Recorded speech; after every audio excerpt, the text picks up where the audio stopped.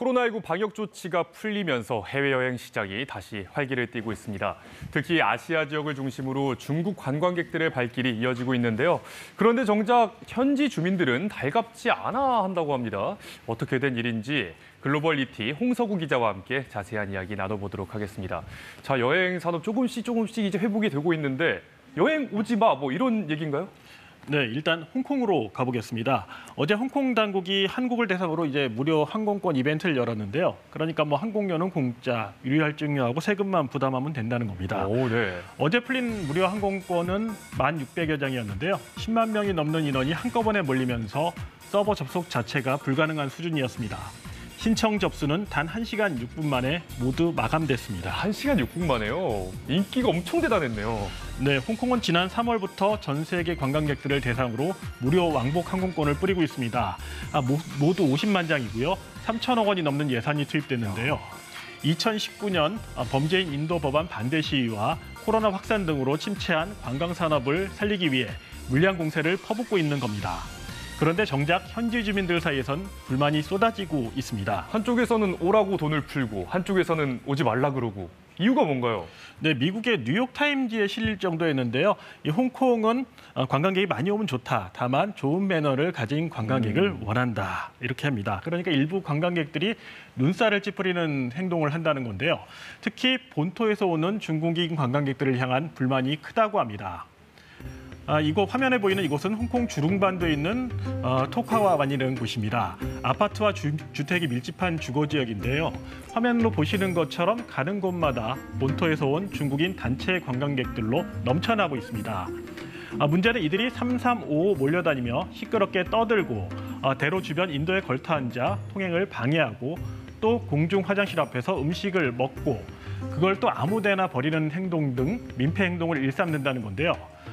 인근에서 부동산 중개업을 하는 한 주민은 자신의 사무실에 무작정 들어와 화장실과 냉수를 허락도 없이 쓰는가 하면 맛집을 추천해달라고 들이닥친 중국인 관광객도 있었다고 토로를 했습니다. 네, 뭐 코로나 빗장이 풀리면서 아무래도 해외여행에 나선 중국인 관광객이 많다 보니까 그런 일들이 종종 생기는 것 같은데 자, 그렇다면 규모가 얼마나 됩니까? 네, 아직 구체적인 규모는 집계되지 않았습니다만 뭐 중국하면 떠오르는 게 전 세계 관광 산업에서 당연히 뭐 큰 손이 될 수밖에 없겠죠. 그렇죠. 한번 2019년 규모를 볼게요. 1억 7천만 명이 해외여행을 떠나서요. 2,530억 달러, 그러니까 우리 돈으로 약 339조 원을 썼습니다. 그런데 4년 전과는 달리 중국인 관광객이 각 나라 지역 경제엔 별다른 도움이 안 된다는 진단이 나오고 있습니다. 뉴욕타임즈의 분석을 보면 홍콩을 찾는 중국인 단체 관광객들은 초저가 패키지로 오는 경우가 많다고 합니다. 보통 1박 2일에 175달러, 우리 돈으로 23만 원 정도 한다는데요. 블룸버그 통신에 따르면 현지에서 이런 중국인 단체 관광객들을 이른바 제로 달러 투어라고 부르며 조롱의 대상이 되고 있다고 합니다. 지역 경제 매출에 도움이 별로 안 된다는 것인데 시내나 관광 명소들이 이들로 인해 붐벼 불편만 초래한다는 겁니다. 그래도 이 동남아 국가들에서는 중국인 관광객들 되게 환영하지 않나요? 네, 물론 뭐 동남아에서도 중국인 저가 패키지 논란이 있지만 워낙 경제에서 관광 산업이 차지하는 비중이 높습니다. 베트남은 코로나 이전인 2019년 중국인 관광객이 580만 명으로 전체 관광객 가운데 3분의 1이었고요. 같은 기간 태국도 전체 관광객 4천만 명 가운데 4분의 1이 중국인 관광객이었습니다.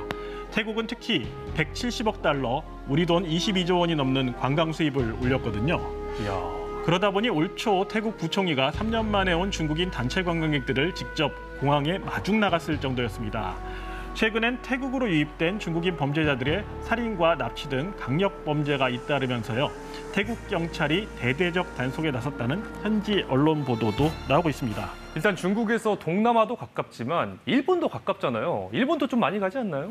네, 일본도 역시 보도가 나왔습니다. 주간지인 데일리 신초가 보도한 내용 바로 이 지역인데요. 현지 주민들이 가장 많이 불만이 나오는 가나가와현 앞에 있는 한 고등학교 앞 열차 건널목이라고 합니다. 네, 여기서 본 것 같거든요. 유명한 곳 아닌가요? 뭐 기억하신다면은 뭐 최근에 많이 인기를 끌었던 우리나라에서도 흥행을 했고요. 중국에서 역시 흥행을 했습니다. 애니메이션 슬램덩크의 실제 배경입니다.